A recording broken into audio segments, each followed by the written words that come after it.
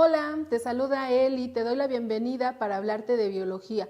Vamos a hablar de dos procesos muy interesantes, dos procesos que probablemente te suenen un poco raros, pero que pues son fundamentales para lograr el equilibrio de lo que son los seres vivos. Vamos a hablar acerca de la autopoiesis y de la homeostasis. Estos dos procesos son funcionales para los seres vivos. Por lo tanto, el propósito del tema es que puedas identificar las características de cada uno de ellos. Vamos a dar inicio. Pues bien, vamos a iniciar con lo que es la autopoiesis. Esta, pues recuerda que el prefijo auto significa, ahí vamos a iniciar con este asunto, por sí mismo, ¿cierto? Si, por ejemplo, recuerdas los organismos autótrofos, auto pues era por sí mismo y trofo se refería a alimentación. Entonces, pues prácticamente estamos hablando de plantas o productores que pues no requieren de nadie más que de sí mismas para producir la alimentación. Vamos a ver entonces ahora cómo voy a contextualizar la palabra autopoiesis. ¿A qué se refiere este término? Pues me está sugiriendo lo que es una teoría.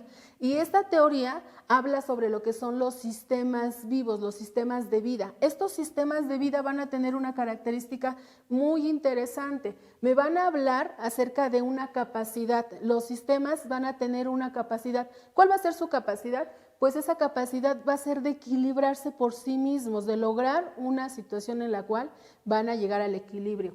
Y esta, pues obviamente menciona que van a autoproducir, automantenerse y también autorrenovarse. Son sistemas biológicos, son procesos en los sistemas biológicos que son autónomos, les permiten lograr el equilibrio por sí mismos. Entonces, basta decir que vamos a hablar de procesos en los cuales pues son funcionales para lo que son los seres vivos, porque pues de esta manera pueden dar lo que es origen a un ser vivo con equilibrio.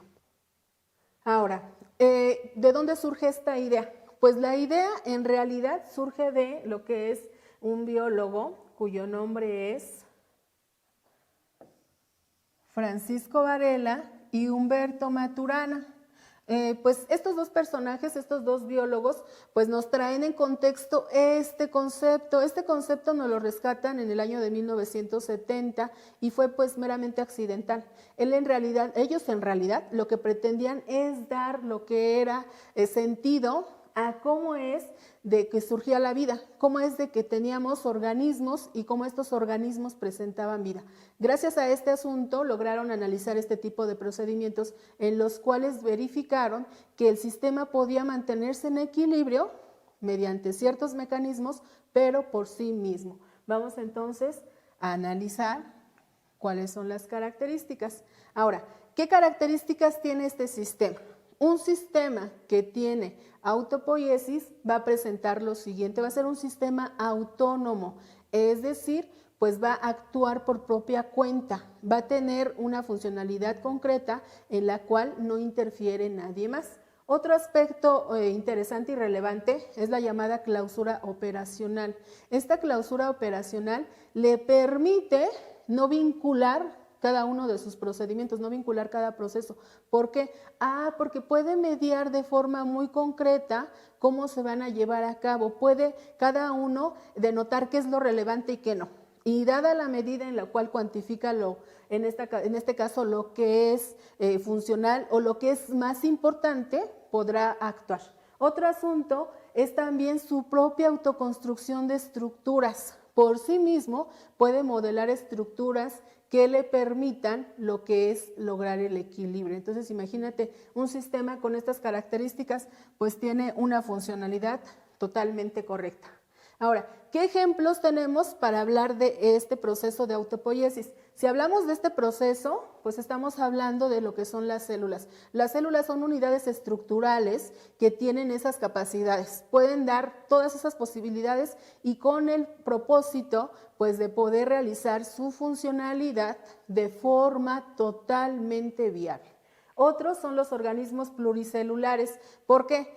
Dentro de los organismos pluricelulares, ya mencionábamos, tenemos millones y millones de células, cada célula con cierta tarea. Recuerda que, por ejemplo, hay células que dentro de lo que es el proceso de división celular, presentan la interfase y después deciden especializarse. Y esta situación implica que esa especialización pues sea asumir con autonomía un proceso del cual van a ser partícipes. Por ejemplo, una neurona de inmediato sabe, se diferencia de las demás y sabe cuál es su misión. O una célula de tipo muscular. Una célula de tipo muscular debe poseer cierta estructura que le permita dar soporte y mantenimiento a lo que es nuestra estructura. Entonces, esta es la situación en la cual son unos ejemplos muy claros. Otros son los ecosistemas. Los ecosistemas, como tal, son sistemas y dentro de este sistema hay una interacción entre lo vivo y los medios para que subsista. Es decir, toda la materia viva y los recursos físicos con los que cuenta en ese espacio. Si alguno de estos entra en un desequilibrio, pues estaríamos hablando que el ecosistema dejaría de existir. Es por eso que debe buscar la forma de lograr estos procesos de autopoiesis. ¿Por qué razón? Porque eso le va a permitir tener una estabilidad y esa estabilidad le va a permitir la vida. También lo que es la situación de la Gaia. Entonces, prácticamente estamos hablando de ejemplos muy visuales respecto a lo que sería esta situación de autopoiesis. Ahora, viene otro proceso que también tiene mucho que ver con el equilibrio. Viene la homeostasis. ¿Qué es la homeostasis? También nombrada homeostasia. Pues estamos hablando de que se deriva de dos prefijos. Estos dos prefijos son los siguientes. Vamos a hablar, igual te menciono, es importante que tengas en consideración el asunto de este prefijo, sobre todo el prefijo homo. Este prefijo homo lo tienes presente en muchas áreas de la ciencia, no solamente en biología, matemáticas, no.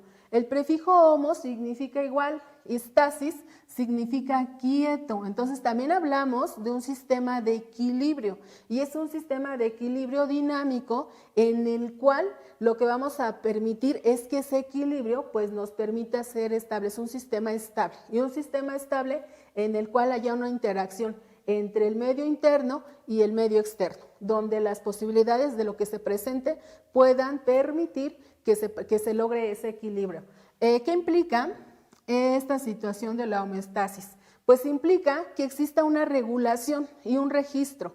Esta regulación y registro va a ser de lo que son los parámetros dentro de la funcionalidad biológica. Todo el tiempo se va a estar monitoreando este aspecto, de tal manera que podamos lograr el equilibrio dinámico. Prácticamente hasta aquí mi participación. Nos vemos hasta la próxima.